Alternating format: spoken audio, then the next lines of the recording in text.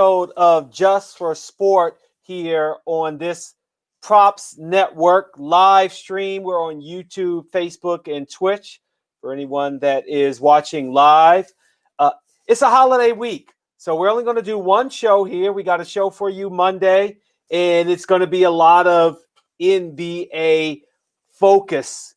Why? Because the season starts tomorrow. So why not? If we've got the reunion of players in the NBA, the reunion of players being in their home arenas, except for Toronto, why not have a reunion with my guy, Joel Walkowski? He's coming on Just for Sport. We're going to do the Eastern Conference, some of our futures for the teams in the East and the players.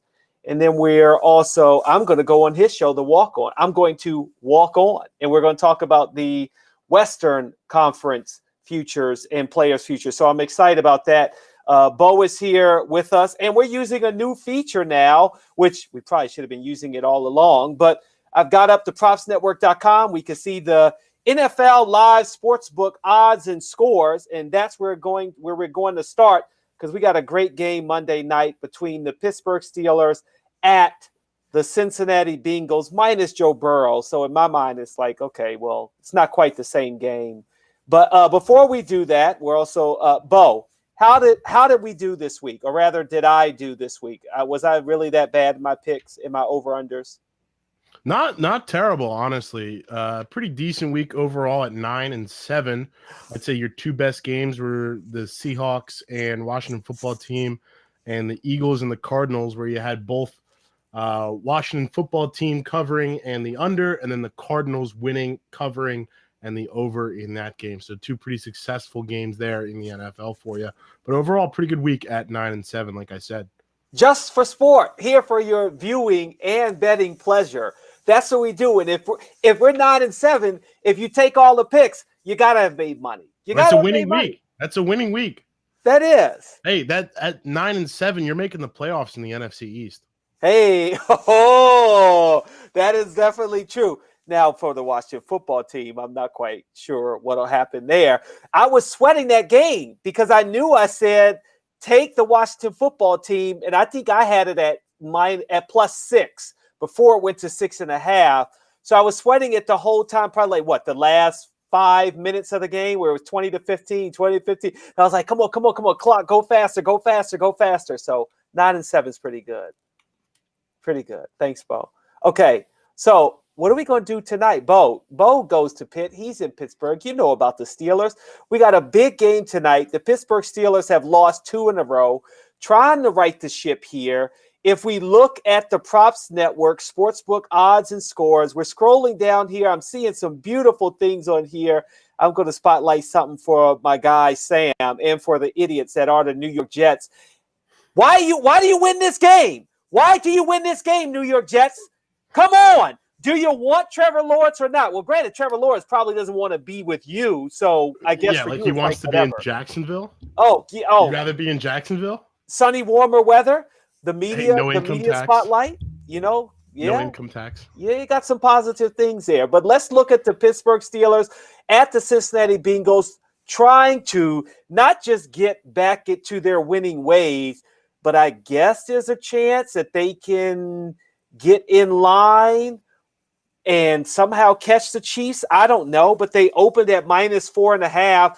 That line has jumped to -14. Do you like that, Bo? I don't know.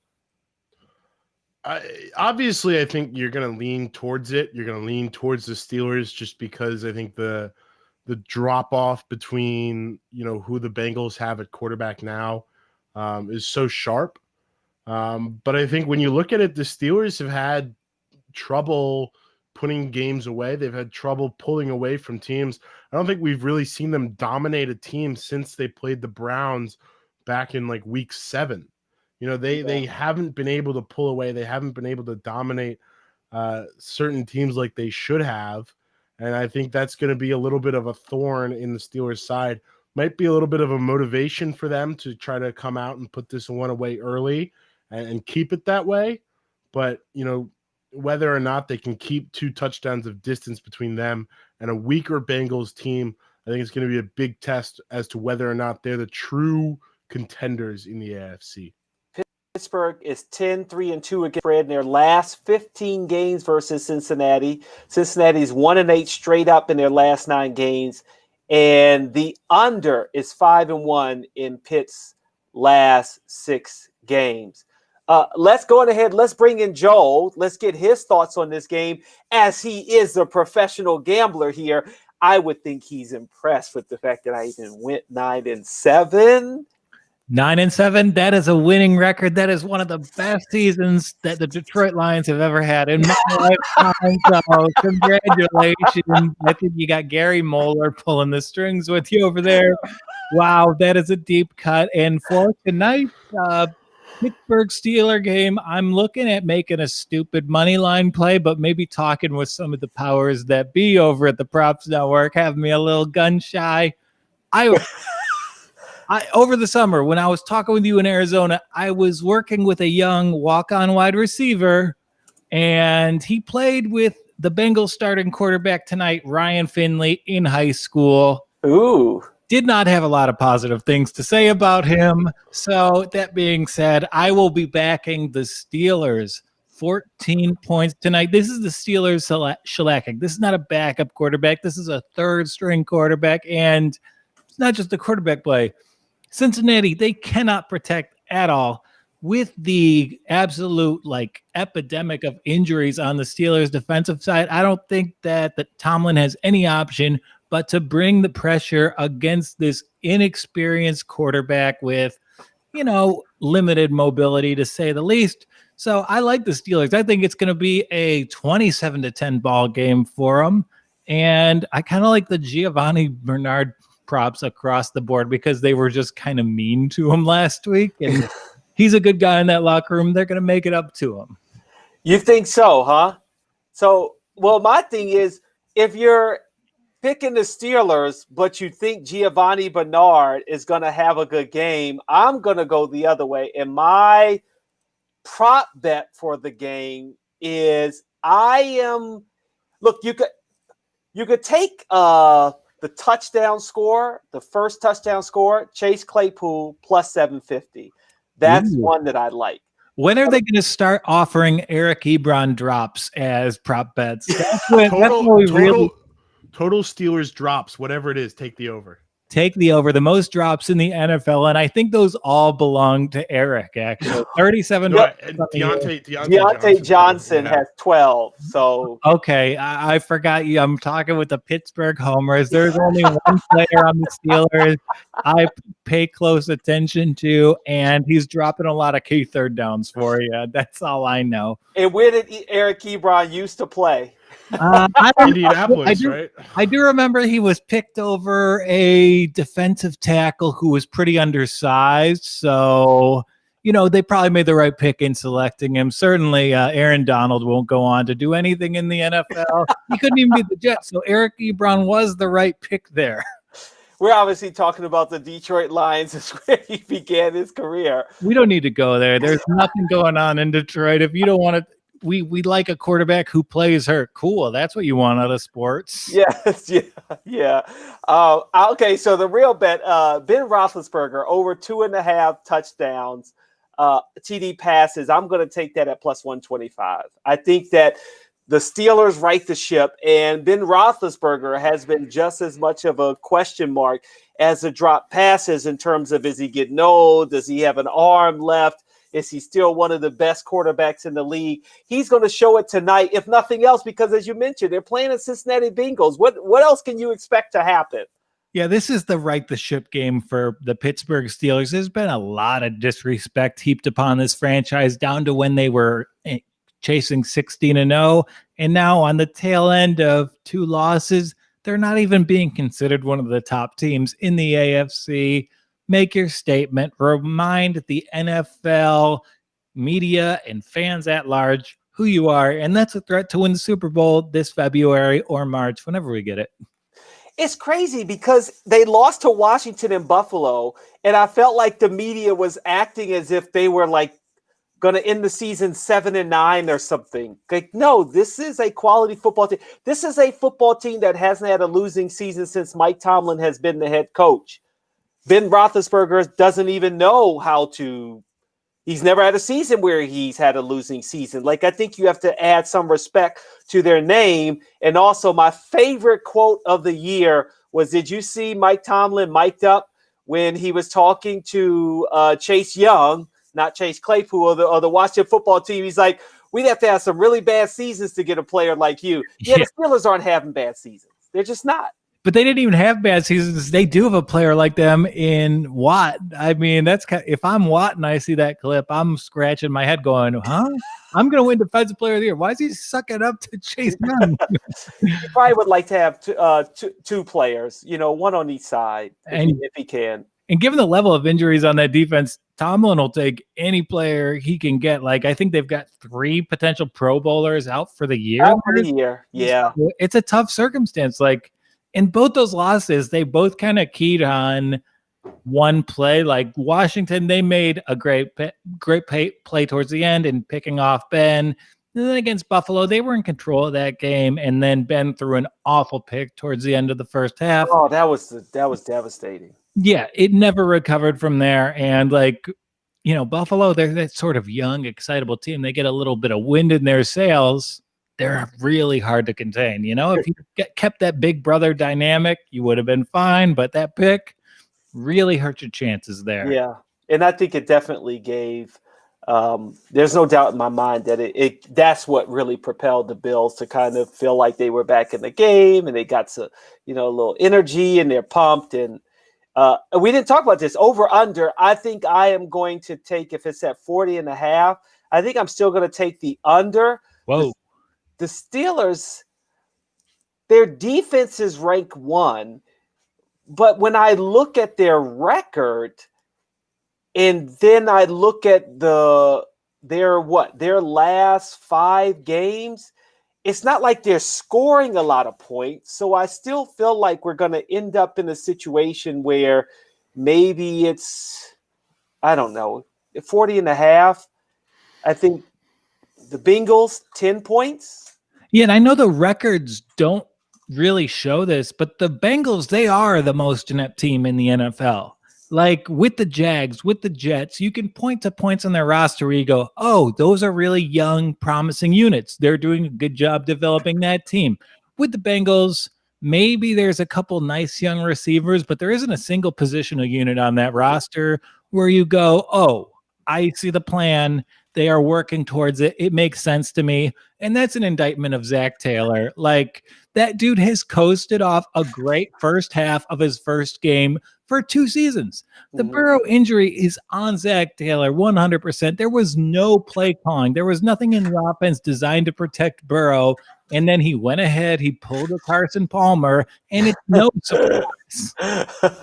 I'm thinking the final score is going to be 24-10. So at 34 points, I'm going to take the under.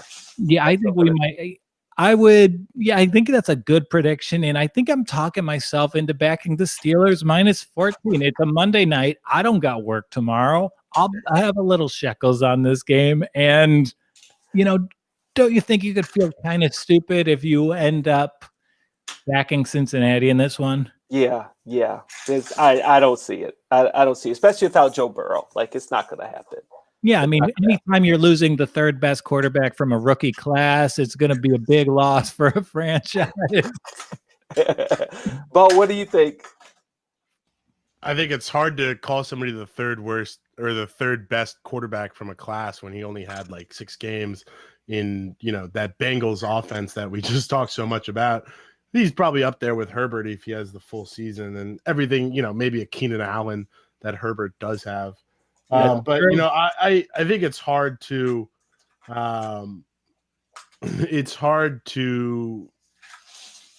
take the Bengals and the 14 points because, like you said, it's a poor matchup. I think there's not an area of strength for the Bengals, especially when matching up against the Steelers defense. You talked about the Gio Bernard rushing efforts.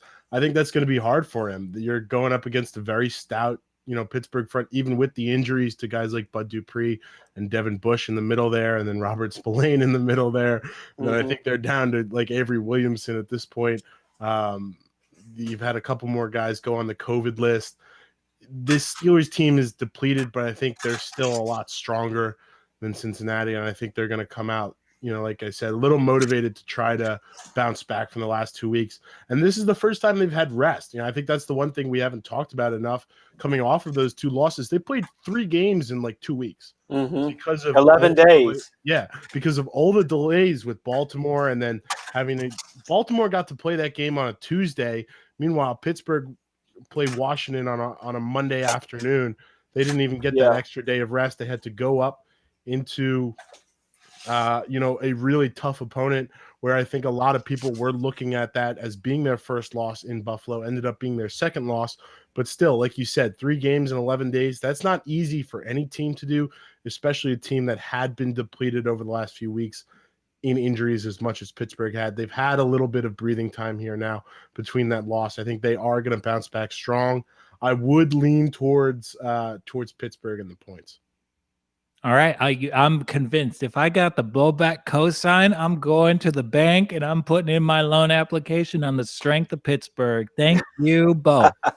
All right, there you have it. Okay, we're going to get off of football and we're going to spend the next, half hour, 45 minutes. We need a lot of time to talk NBA basketball as the season is right around the corner. I'm really excited that Joel and I are back together again to talk some NBA basketball. But first, we got to try to make some money here. So we're going to get a read in if we can.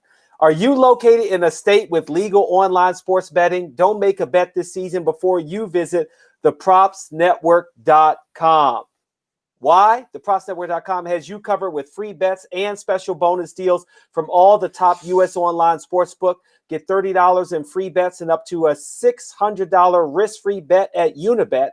Claim up to $1,000 signing bonus bundle from DraftKings Sportsbook, or try PointsBet Sportsbook with 4 risk-free bets totaling up to $1,000 using promo code BONUSPROPS. The Props Network is also the only betting news site with live NFL odds for every game, as Sam, I'm sure, was watching very much so on Sunday, especially if you look at that Jets-Rams game. So you can shop the comps and know you are getting the biggest payout possible before you lock in your bet. Do your bankroll a favor and check out thepropsnetwork.com. You must be 21 or over to bet online. Do you or someone you know have a gambling problem? Call 1-800-GAMBLER today. And then maybe, you can do that, but then also check in on the Props Network if you need to get back on the right side of some of those bets. Would be good. Sam definitely has to call 1-800-GAMBLER possibly because he's struggling. Okay, we got a lot of NBA news to get to. And we decided to split it up, which I love this, that we're going to talk Eastern Conference on this show. And then we're going to talk Western Conference as I go on the walk-on, hosted by none other than the greatness that is Joel Walkowski. Are you ready, Joel? Greatness that is Joel Walkowski, and we structured this. I got to say, I was respectful. I gave you the more interesting conference to talk about here. All the big changes, all the best takes, they are in the East. And I picked this because I might have some positive things to say about one of your favorite franchises, to say one of the teams in your home state. So I am ready to get into this. So with the home and home, I structured it where I picked a bet for every team. You're going to see that tonight. But we're on Just for Sport. This is the Jumoke show. So I'm going to put on my seatbelt and go right in the passenger seat for this ride. So let's first start with, I want to look at on DraftKings, we are going to look at the team futures. And look, I am only concerned with 1, 2, 3, 4, 5, 6, 7, 8 teams that I am most excited about. But Joel, we can talk about what you want to talk about in the East as well. So what I have pulled up here, we've got the propsnetwork.com that shows you the division winners, which we are going to get into. But I want to talk about the Eastern Conference predictions and regular season wins, if I can find it here. Here we go. Okay, so I first want to start with the Brooklyn Nets. Why? We've got a healthy KD, hopefully.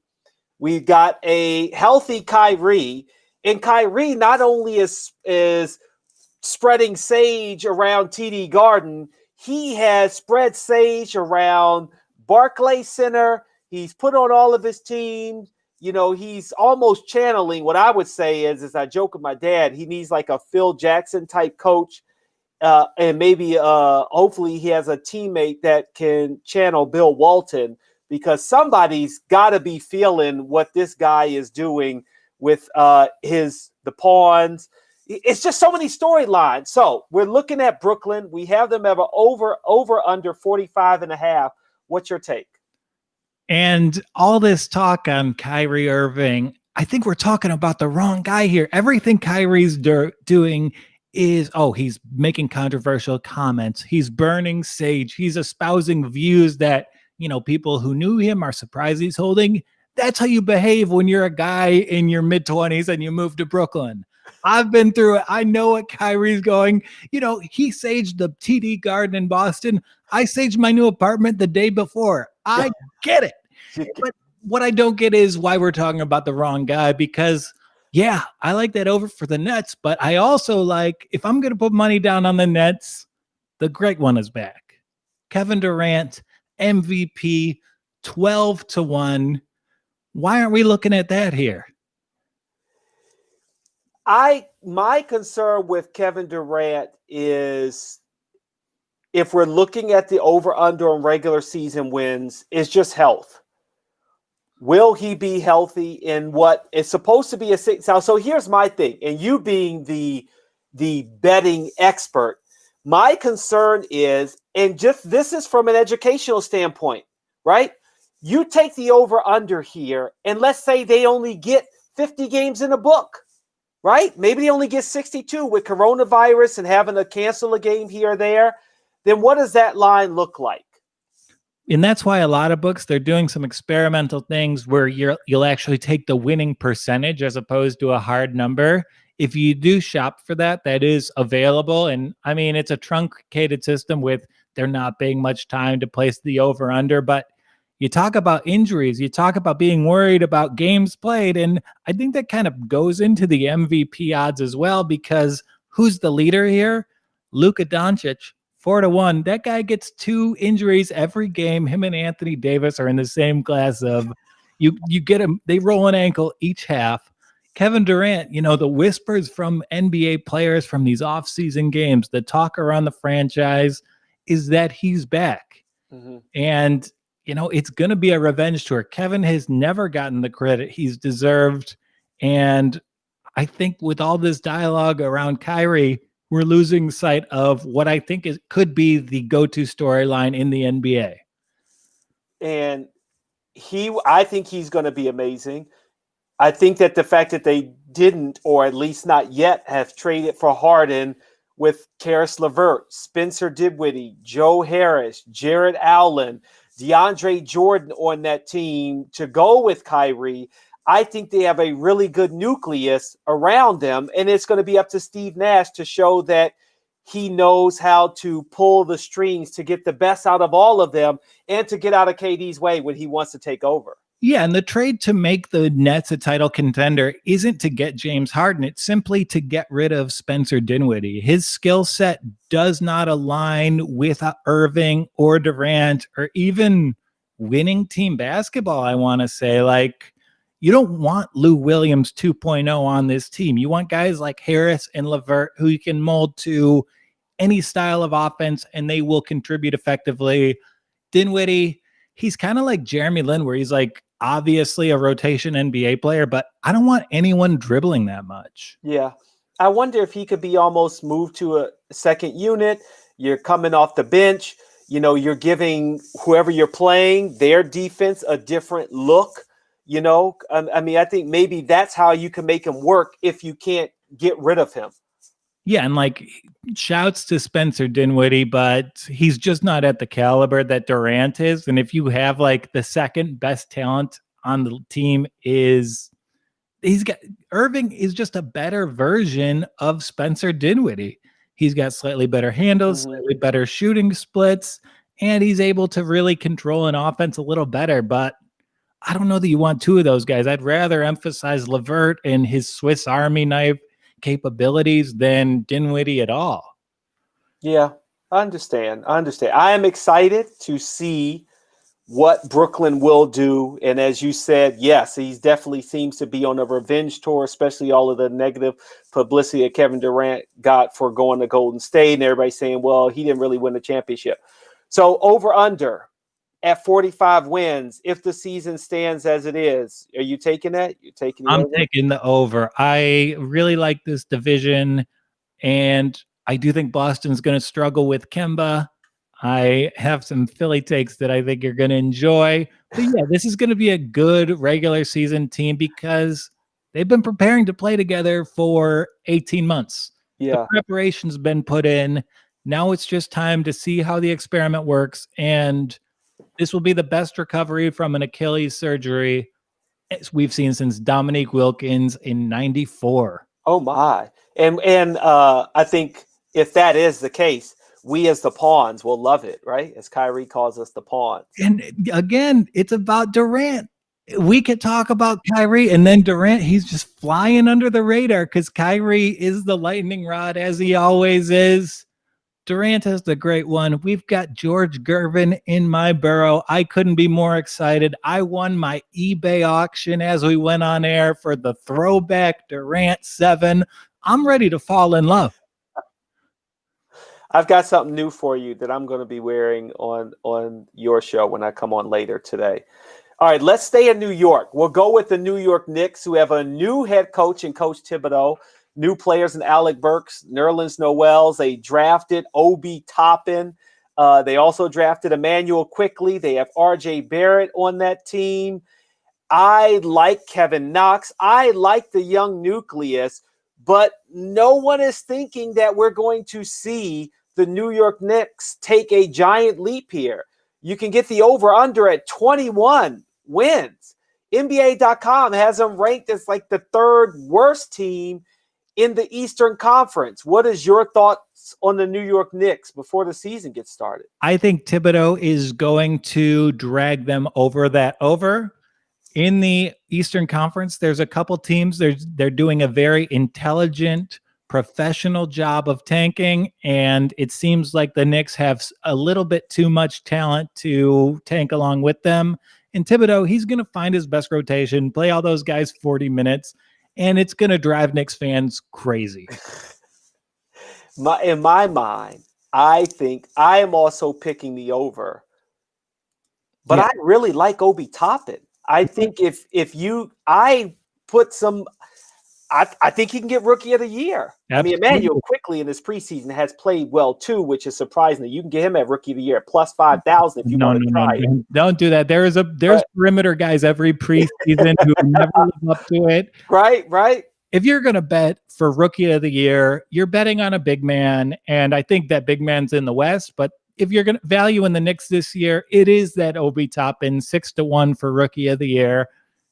But the only worry about that is this is Tibbs, and Tibbs is giving Nerlens Noel minutes over Mitchell Robinson, Obi Toppin, and Knicks fans are losing their mind. It's such a talented 4-5 combo that it's stunning to see Nerlens Noel put to the front of the line here.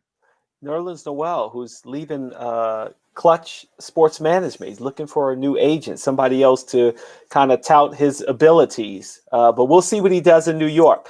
Let's go down I-95 to Washington, D.C. and the Washington Wizards with the new backcourt of Russell Westbrook and Bradley Beal.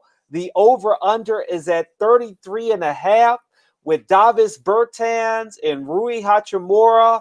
And that I don't know if I thought Thomas Bryant would be better, but if he can be a better player on the court, I think a younger core with a Troy Brown Jr. and what's the brother that they signed? How am I forgetting this already? I can't believe I'm forgetting who we're talking about here with the Washington Wizards. Is it Danny? No, Robin Lopez. Oh, Wow. they got the mascot assassin. Right. Who can forget? Yeah, Robin Lopez and then Denny. I think that is a good squad that, again, I would take the over at 33.5 for the Washington Wizards. I am right there with you. I mean, you talk about Thomas Bryant. He was amazing in the bubble when everyone had packed it up for Washington and gone home, wanted to keep their extension safe. You know, Bryant balled out. He's got that blue collar energy. He can get buckets, go to the perimeter, and I'm going to support that over bet, but I would rather keep shopping, find those Wizards playoff odds, because this is a playoff team and it's an easy 6 seed. They've got shooting, they've got athleticism, and they've got the perfect complement to Bradley Beal in Russell Westbrook.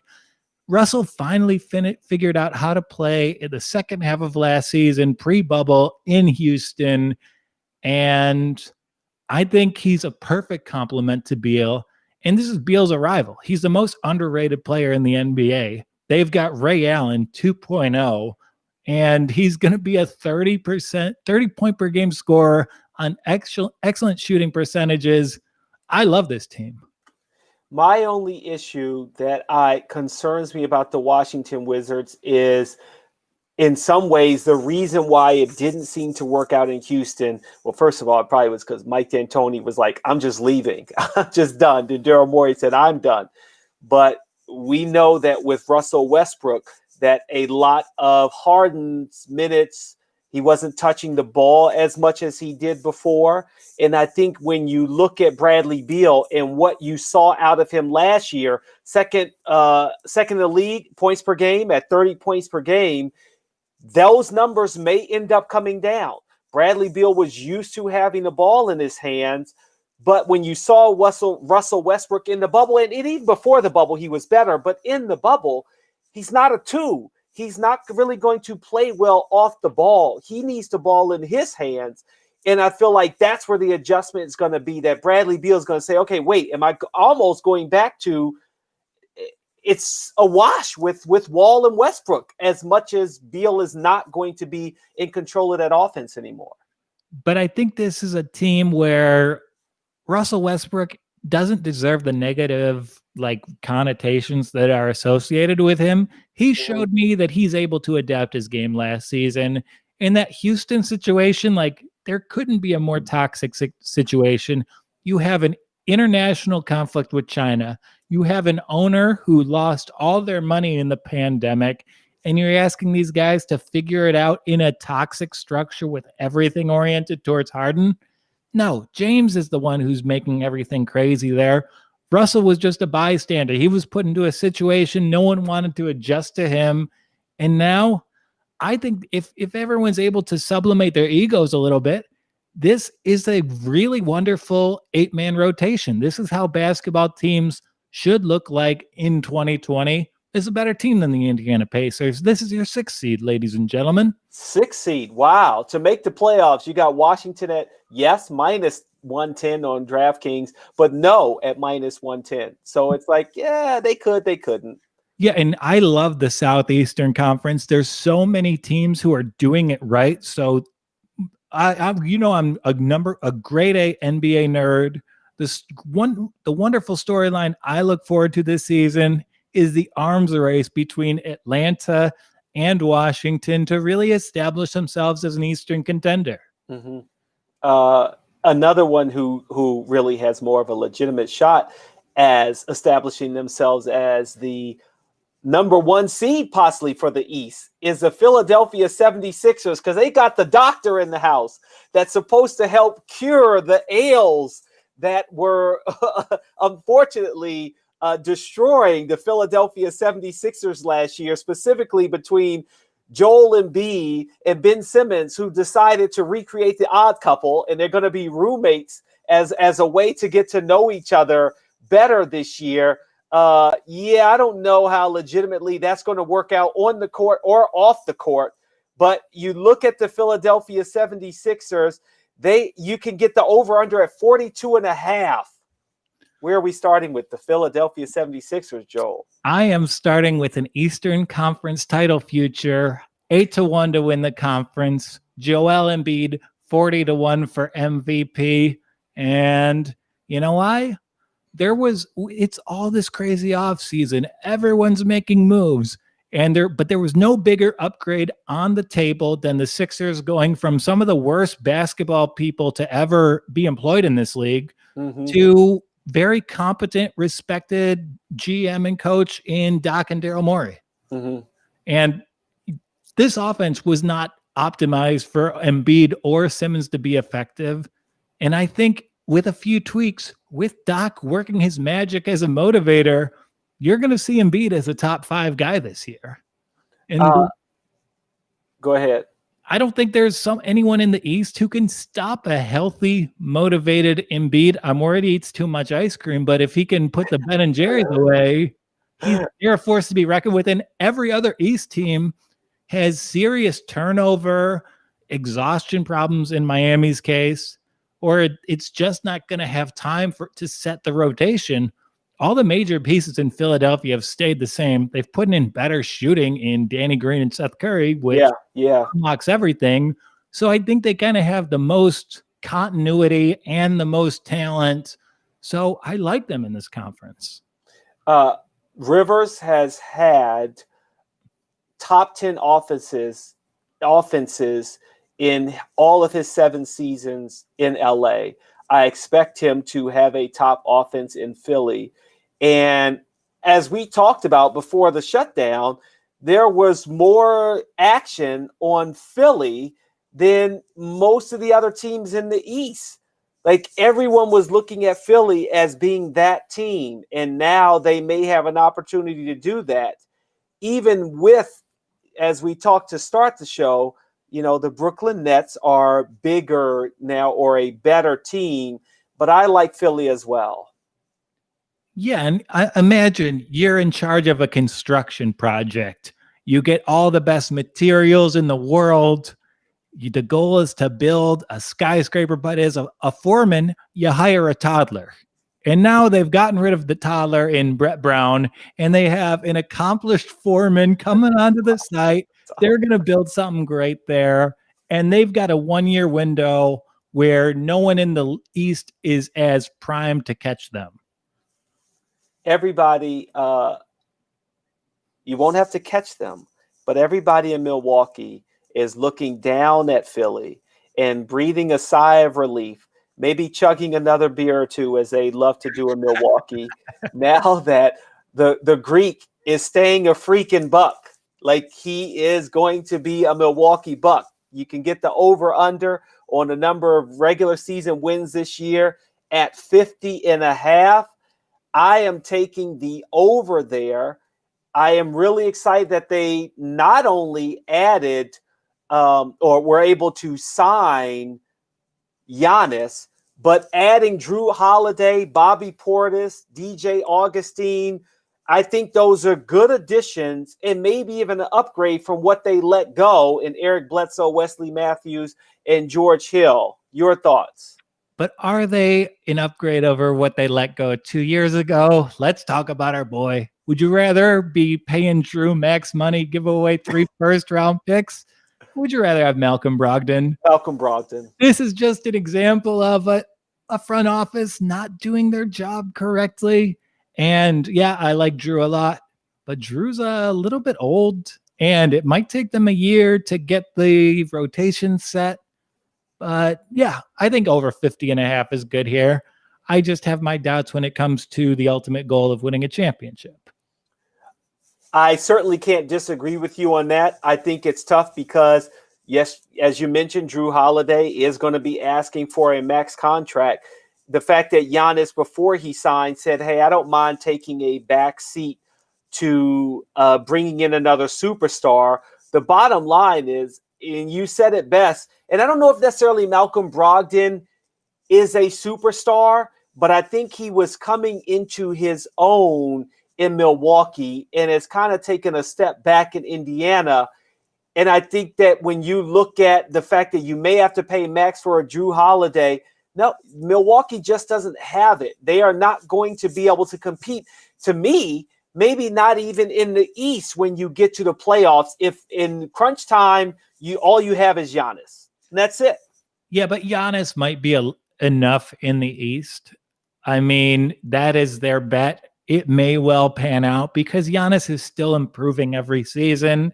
And they do have 3 really competent players around him. I mean, a Middleton, Holiday, Lopez rotation is pretty good for your end of game 5. It's just my worry is, are these guys a little bit too old?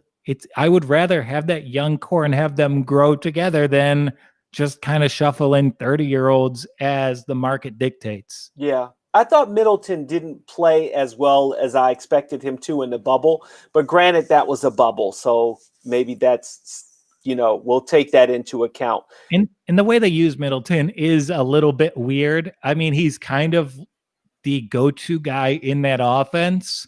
And maybe they just make him the go-to guy in that offense all the time, have Giannis in more of a traditional Shaq role and take him out of the perimeter a little bit. Because we saw Giannis kind of shoot a little bit more last year, try and create a little bit last year, but it just didn't translate to the bubble. Yeah. And the thing is, in my mind, okay, you get to sleep in your own bed, but with no fans, in some ways, you're still in a bubble. I'm curious how that will affect these teams. And the team that has been most affected by this are the Tampa Bay Raptors. I am really excited to see what the Tampa Bay Raptors are going to do. Canadian bacon, huh? What do you think? Canadian bacon at 42.5. Are you eating that? No. And I do just want to say when we did the bubble bets, a lot of my friends in Toronto really became big fans of yours. So there's a contingent of Jumoke heads out there in Toronto. And I don't know if there are any fans for you in Tampa Bay. I'll cross my fingers. But it does suck that the Raptors fans don't get to have their home team when their country handled the pandemic. But 42.5 is the right line here. They certainly lost some pieces. I'm worried about Noah Baca, Gasol. Who are the big men on this team? With a starting 5, if you are going, I say that maybe you go small ball. If you have Lowry, Van Fleet, Anunoby, Siakam, and if you don't want to go small ball, then obviously you've added Aaron Baines, so you put him in there. But then I think maybe having a lineup where you take him out and put a Norman Powell in there, that is a tough lineup. And once again, you got a Toronto team, as you mentioned, no one is thinking about them. They are kind of, oh, wait, they're in Tampa. Oh, yeah, I forgot about them. They just are never going to be the darlings of the NBA. And yet I expect them to be there again if we see more growth out of Siakam. It's Siakam, and I think this might be the Anunoby year because he's going into a contract year. There's going to be some pretty exotic sets with him as a power forward in small ball rotations, and I love that for him. If you're going to bet on that, maybe OG is a good candidate for most improved player, 20-1. Oh, we'll get into that a little bit more later. I like that. That's a good pick there. Okay. Yeah. I think Toronto, I'm going to take the over at 42.5. I think they will be, again, a team with a chip on their shoulder that no one is talking about them as much as they would like to be. NBA.com rankings have them as low as 5 behind Brooklyn, Boston, Miami, and Milwaukee. And I think you may see some shuffling there. Yeah. I'm just worried about the overall East quality of teams going up, and maybe like a 3 seed in the East is closer to 40 wins than 50. So that's the only thing I could see affecting that over under. Okay. I guess we will see what happens there. Another team. Go ahead. You excuse me for 20 seconds just to let the dog out? 20 seconds. Yeah, she's making some noise. I'm okay. Sorry. It's okay. In my mind, I do think that the East in some ways is up for grabs because you did not have a player of Kevin Durant's caliber on Brooklyn. That's the first new wrinkle that I see in the NBA. That's probably the biggest shakeup, or rather addition, because to talk about Giannis still being on the Bucks is just like, okay, he signed. Nothing's changed there. I think Russell Westbrook with the Wizards is the next biggest change. And when you look at a team like Toronto, yeah, they lost Serge Ibaka. Yeah, they lost Marc Gasol. But as we will talk about later when we look at who can win the divisions, in some ways, I think keeping the core the way it is may be better for a team like a Toronto than thinking, oh, we need to shake it up because we didn't, achieve our goals last year. And that's where I think about Toronto. So I'm going to go ahead and take the over at 42.5 wins for them. The next team I want to talk about is the Charlotte Hornets. Are you balling with Melo? You can get that at over under 26.5. Maybe I'm balling with Melo. It's hard for me to see him as one of the more important pieces on this team. I just think their young perimeter players were kind of a revelation last year. What up, Devontae? Yeah. I think this is a 30-win team. I think they'll win about 40% of their games, and there's a lot of just pure basketball players. They've got enough elements of those old 2018 Brad Stevens Celtics teams where I think they're going to push for an eighth spot and not quite get there. I don't know if they will get there either. My other concern is, as much as I had to hand it to Gordon Hayward for betting on himself, the fact that he's already gotten injured, it's just like I know that Michael Jordan and everybody in Charlotte is now holding their breath, and they're going to be doing it all season, so they may suffocate before it ends. Yeah, that was a stunning extension, but Gordon can shoot, and there's a lot of shooters on this team. LaMelo might be in a position where he's more of a distributor, and he seems pretty well served to be a distributor. That being said, I wouldn't touch LaMelo for Rookie of the Year. There's big men in too ideal of situations for me to back LaMelo in that situation. So, look elsewhere and maybe take the over here. I am going to take the over at 26. My thing is, if you look at someone like a Terry Rozier who really wanted to be the starter and left Boston to try to do that here, there's a lot of pressure on him with someone like LaMelo, who's taller, more has a Magic Johnson type game, a beautiful passer. Man, I feel like Terry Rozier, that window is just too small for him, and he may lose that starting role if, Jordan. That's the game actually I want to see. I wish we could find an over-under if Jordan could beat LeVar Ball. LeVar's not scoring a point in that game. I mean, these great ones, let's not lose sight of their abilities here. I mean, there's stories of Isaiah Thomas cooking a Knicks practice 5 years ago. So, I think Michael Jordan could beat an old guy in one-on-one. I just want to see it because LeVar likes to run his mouth, and he said he could beat him. So we'll see. I would take Jordan giving 9.5 in that game. 9.5. 2-11. I talked about consistency in Toronto, consistency not so much so in Milwaukee, but at least with Giannis. But a team that I look at in Indiana, not only were they consistent in kind of not really bringing in any new players the way some of these other teams did, but they also just traded a Nate for a Nate in the head coaches, right? You get rid of Nate McMillan, you bring in Nate Bjorkgren from Toronto. You can get the over-under at 38.5, excuse me. I like their starting lineup if they can stay healthy, Joel. And maybe people are overlooking them as well, as you can see on some of their rankings, having them as the 7th best team unfortunately in the Eastern Conference. Yeah, and I've enjoyed many mate swaps, but a Nate swaps, it's my first time. If you're gonna bet on this team, my favorite bet in the entire Eastern Conference belongs to the Indiana Pacers. Victor Oladipo, over 17.5 points per game. That seems pretty safe to me. This is big team. They've got some great weapons there, but they kind of hate Miles Turner for some reason. It's been like 4 years straight of Miles Turner trade rumors coming out of the Pacer organization. But yeah, it's a lower tier playoff team. I think that's a good line. 38.5 is perfect. I will take the under barely. Whoa, really? You're taking the under? It just seems like things are a little weird there. I think they got rid of a coach who was performing.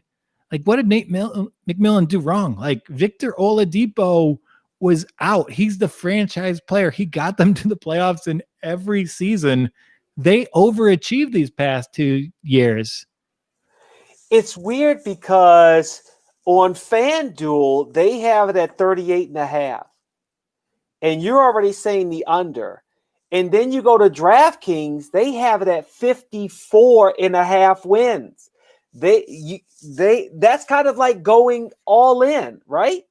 Yeah, it is kind of like going all in. But I don't know. This team's too weird. I don't know enough about this coach, but I do know I really respected the job the last guy did. And it just seems like everyone's always unhappy here. Oh, man. They're Victor Oladipo, like his status with the Pacers, it's been on the lower third of ESPN's crawl for like 2 years straight.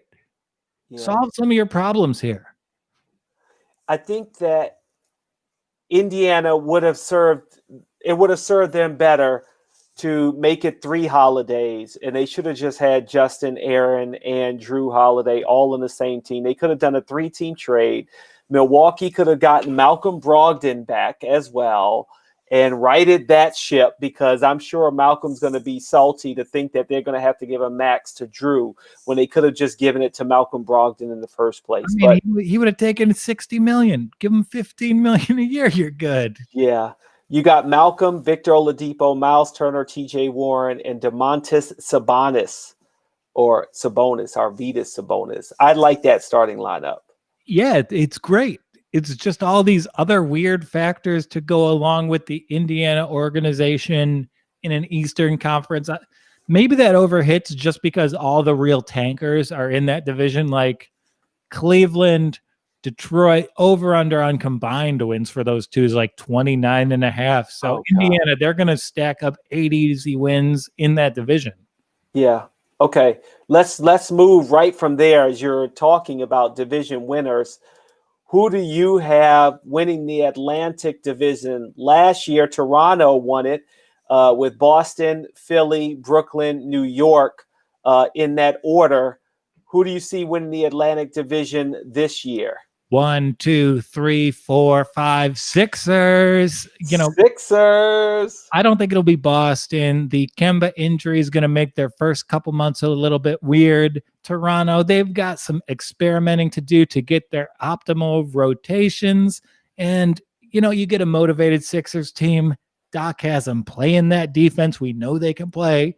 They have shooters sharing the court with Embiid and Simmons once again. And we've seen that recipe lead to an amazingly successful regular season team. I don't see why it'd be any different. You can get Brooklyn at plus 125, Boston Celtics at plus 250, Raptors at plus 320, and then there are your Sixers at plus 400. You really want to get crazy. They're the only team that doesn't have a major change on their in their rotation. Yeah.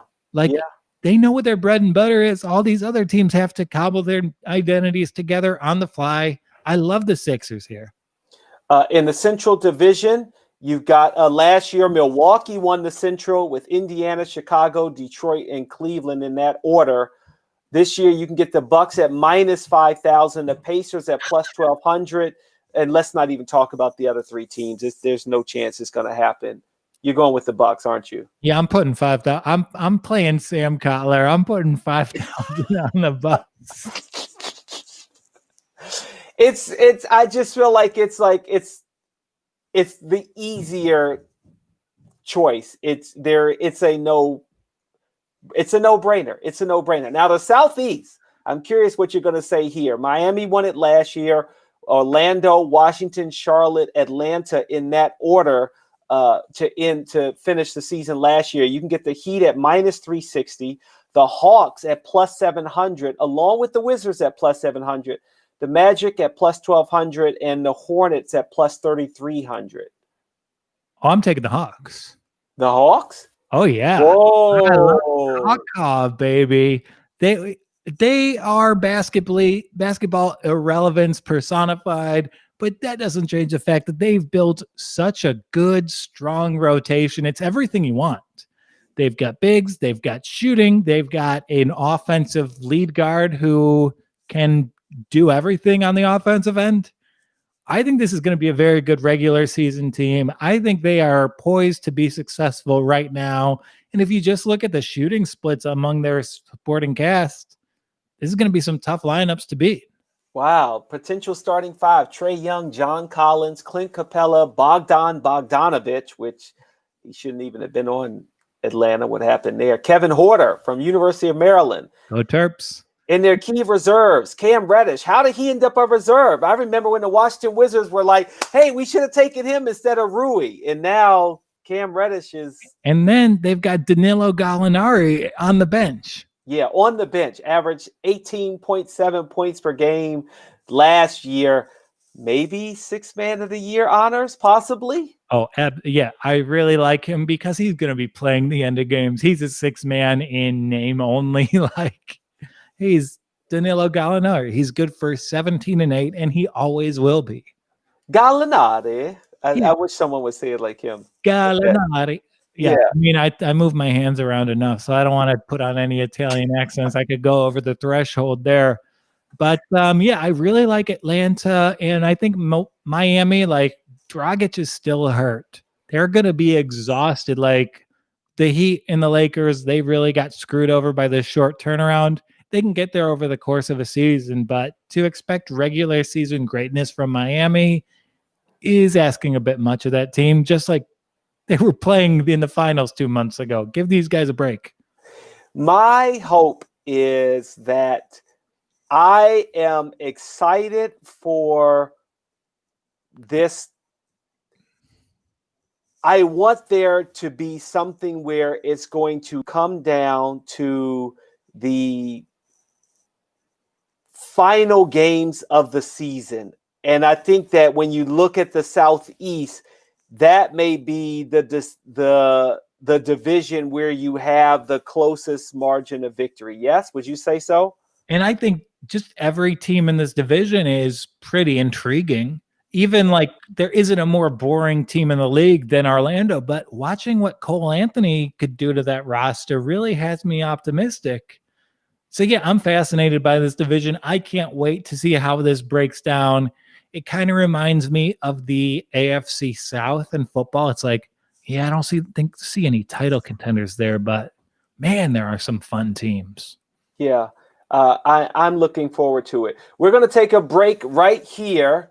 And when we come back, we're going to look at, we're going to just go down the line right here and pick who we think are actually going to be the 8 playoff teams. We can go down the line and just say our 8, and then we're going to get into some actual player prop awards right at this. You ready for that, Joel? Oh, yeah, I cannot wait. Okay, here we go. BetMGM is the new online sportsbook that has taken over the online betting nation. Not only does BetMGM have some of the best odds on all the major sports, but they also offer some of the industry's strongest weekly promos. This week at BetMGM, you can get a free $20 in-play wager when you bet $50 or more on any live NFL game, or you can get up to $100 in free bets in the free-to-play Pick 3 First Touchdown NFL Challenge, and it is Monday night. And as always, you'll get a $10 free bet in the Money Monday Club. But that's not all. Right now on BetMGM, we have a special signing bonus for you for the Props Network listeners. All you have to do is create a new account at BetMGM and use the code JustSport20. Use JustSport20. you can get a 100% match on your first deposit up to $500. That's right. Just enter code JUST420 and you can get up to $500. Why not? You must be 21 or over to bet online. Do you or someone you know have a gambling problem? Call 1-800-GAMBLER today. So that's where we are.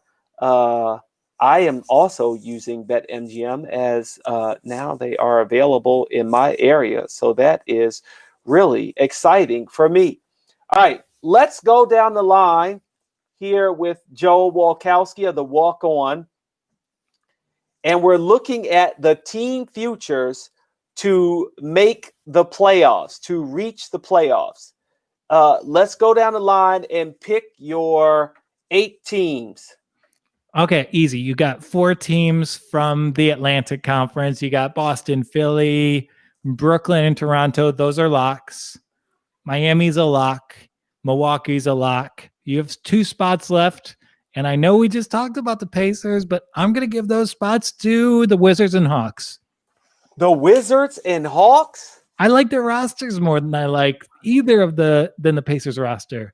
The best player on the Wizards is better than the best player on the Pacers. That's also true of the Hawks. And I think these rosters, they're young. They could be much better this year without surprise. And we don't know how this new Nate is. Wow, we don't know how the new Nate is. I was thinking maybe because he's from Toronto that it gives him a better chance of being successful based on the fact that no one knows or knew at the time who Nick Nurse was, and look what he's done, right? Yeah, absolutely. But it's just, I think the Southeastern Conference is coming up, and I'd rather just go with the new team with higher upside than just go with the same old pretty good team. It's just, I like the Pacers. The East is just much improved. Okay. Here are my teams. I've got the Bucks, which of course you expect the Bucks to get into the playoffs. Bucks, Nets, Celtics, Heat, Raptors, Sixers, Pacers, and Wizards. I'm like no Magic. Magic are out. Magic are out. The Jonathan Isaac injury is going to cost them so much over the course of the regular season. It's a tough blow for a guy who could have been Kirilenko 2.0. Oh, no. And it's tough. None of his teammates like him, so he doesn't have any visits in rehab. Poor John Isaac. He's ostracized, and, maybe you want to rehabilitate up in the Motor City. I can recommend some good churches to you, some good PR clinics for you to get your physical rehab. So, yeah, come on by. I'll sell you on the Hawks. Just watch them. There's too much shooting. It's a shame because, sorry, I had to get my charger in. Jonathan Isaac, remember we were talking about him, maybe Defensive Player of the Year? Yeah. And how talented he was. And now it's just like Orlando's back to an afterthought. I mean, they don't do a good job evaluating their own talent. They've given away Tobias Harris and Victor Oladipo in the past while wanting to build around Evan Fournier and Aaron Gordon. They picked Mo Bamba over a slew of all-stars. It's the GM. He's not doing a good job. And I think they've kind of stumbled into a really fun backcourt. Fultz and Cole Anthony, yes, please. But yeah, it's going to be a fun team that wins about 35% of their games. And maybe when all these other teams are going to the playoffs, we'll put them versus the Charlotte Hornets in a 15-game series. The other thing that makes it unfortunate is that when you look at Orlando, they're the only team, at least that I picked, that you can get them at plus 150. So you make a little more money if you gamble on them than if you pick the other 8 teams that I selected. But yeah, and NBA fans, we always forget how many regular season games Terrence Ross flips. You turn on a random January weeknight, Terrence Ross is going for 26 off the bench. So yeah, there's things to like in Orlando, but again, I think it just goes back to the East suddenly has 12 competent teams. Good for the East. Yeah. This hasn't been true since 1998. Okay, let's now look at some of the player props, and we'll start with Rookie of the Year. And in my mind, as I mentioned earlier, I see Obi Toppin at plus 600 as my choice, being on a team. Here's a little bit of my logic. On a team that you're going to get the most amount of minutes to play, but they also really need you to play well to win. And I know who you're going to pick, but the reason why I didn't pick that player, but I'm going to let you say it, is because they don't need him to win. So go on ahead. Who's your pick for Rookie of the Year? Well, my pick is in the West, actually, but in the East, I kind of like Killian Hayes. We know that he's been given the starting job. We know that the Pistons front office had them graded as their number one player on their entire draft board. And he's the rookie who's going to have the most offensive usage out of any rookies. That's already kind of clear here. Derrick Rose is Killian's backup in Detroit. That's how highly they think of him. And yeah, he's going to have some growing pains for sure, but he's going to have starting point guard production, which is, an average starting point guard in a weak rookie class. I mean, that could well get him the award. Okay, I'll give you to Killian Hayes. I like that too. Yeah, he's awesome. He has the highest ceiling of any player in this draft. I couldn't be happier with the amazing tank job the Detroit Pistons organization is doing. Give me that Cade Cunningham. Give me that Amani Bates, who's a Detroit kid. This is a great time to tank, and only Cleveland and Detroit are tanking. Oh my gosh. Okay, Detroit Pistons with Troy Reaver up there as a GM. I do want to see what Killian Hayes can do. I actually like that for the East, and obviously we'll give you predictions for the West as well down the road. I mean, it's not a surprise. There's one rookie, and it's this. You could rename the award after him this year. Oh my gosh! Most improved player of the year. Who would you pick out of the Eastern Conference that can contend for that award? Yeah, and again, I think there's so many. This is a really fun category to bet on this year. I think it's just phenomenal. But again, probably my 4 favorite picks are in the West. But if you're going to go East, OG 20-1. They really love to showcase their players when they hit free agency, and this is no exception. Mm-hmm. We've seen him come up. Now is the payoff for all that player development. We've seen this from Toronto every single season. I don't see why this would be any different. I would say also, if you had to take a player out of the East, I like Kobe White for the Bulls. Sure. If he plays well, the Bulls play well. I don't know if they necessarily win any more games, but this team is going to go as Kobe White goes. You can get him at plus 1,600. I do like OG, especially as you mentioned, it's a contract year for him. So it's very important for him to play well. The one that I don't like, and I don't even get, not so much I don't get why he's not on here, but Tyler Hero, you can also get him at plus 2,000. I don't know. I mean, there was a lot of hype in the bubble, and I feel like when he made that face, everyone was all excited. And then the one game where he scores 37 points. But I don't know if he would be making any leap that you would even think about him being a most improved player of the year out of the East. Yeah, there's nothing in Tyler Hero's physicality that suggests a next level to me. He's, just a slightly cockier Luke Kennard. That's a great player, but I don't know if he's a future all-star. He's just a great future 6-man. Yeah. I agree with that.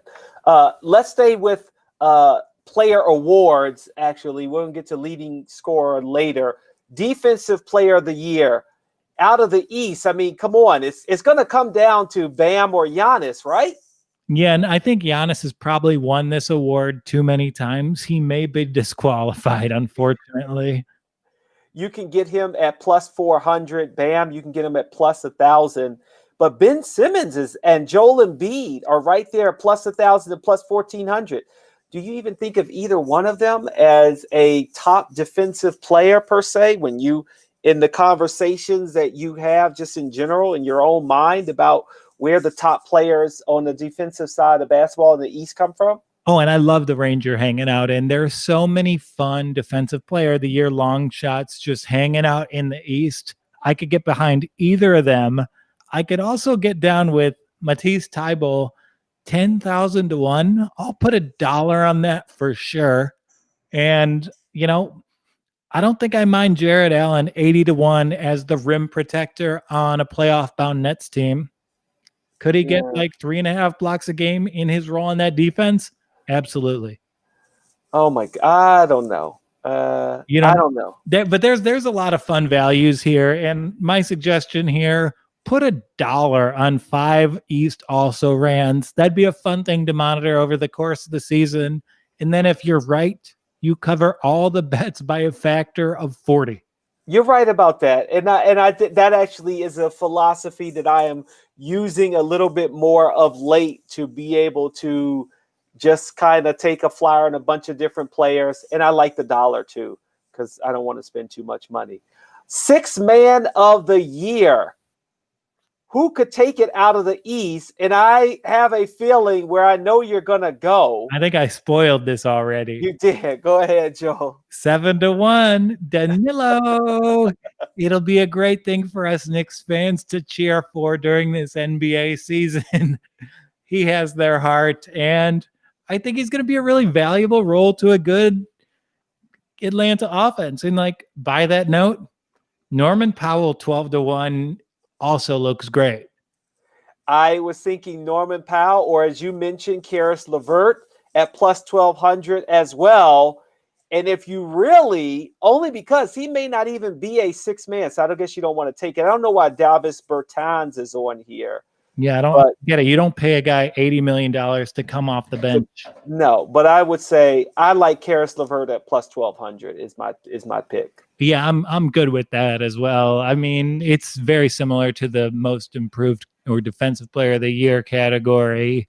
There's a lot of fun candidates, and who knows these new roles? All the rosters are so different that you might as well pick 2 or 3. Yeah. All right, MVP of the entire league. I feel like it's probably going to be hard not to pick somebody out of the West because you could give it to LeBron James every year in my mind. But what players in the East do you think will be able to contend for it? And my pick is KD at plus 1,200. I could get down behind KD. I also like Jason Tatum, 16 to 1. We saw him get there last postseason. Kemba's out. The ball's in this dude's hand for the first 3 months of the season.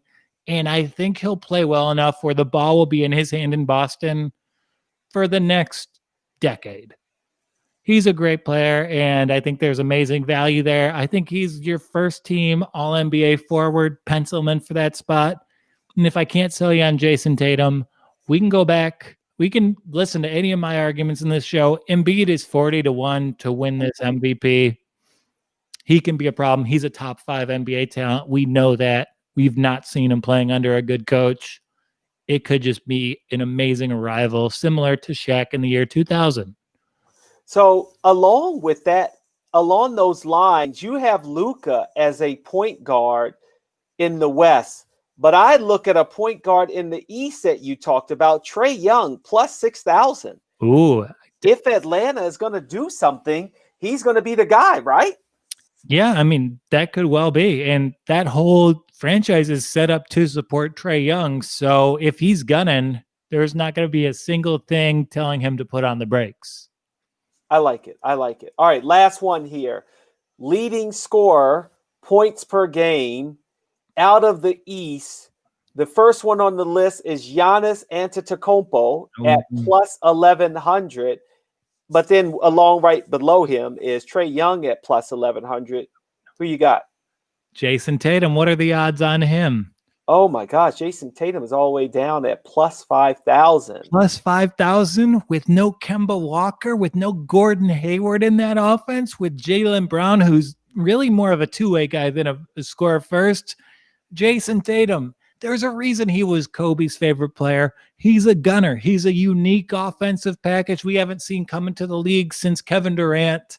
He can score better than most of these guys on the list, so I'll be backing him here.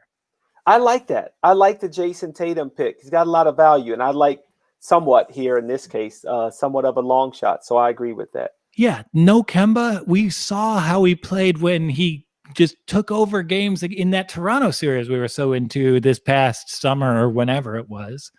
Yeah, he's an amazing scorer. We saw Carmelo Anthony average 30 a game with less abilities. I could see Jason Tatum putting up some seasons where he scores 32, 33 points per game before it's all said and done. All right, there we go. Jason Tatum. Last one. This is going back to a team future. NBA champion. Who do you see representing the East that could win it all? No one. No, you don't like the Bucks here at plus 550? I mean, sure, they could conceivably win it. But yeah, I think whoever takes the West, I think the title will reside in Los Angeles again this season. I'm taking the Nets at plus 600. I think if you get a Kyrie, that storyline of Kyrie going against LeBron, KD actually having to play against LeBron on the court, I love that matchup, and I'd like to see what Brooklyn can do. Yeah, KD, maybe you can outplay LeBron for the third time in the finals, and it'll count this time. Hey, no, right? I do like that. I like 6-1. I think you'll get better value for it at different points in the season. I think there's a good possibility the Nets have some early hiccups. They're bringing in two go-to scorers. They have an inexperienced head coach. And yeah, I think there will be better spots in the season. I think you're right about the team to pick. I think there will be better times to take that bet.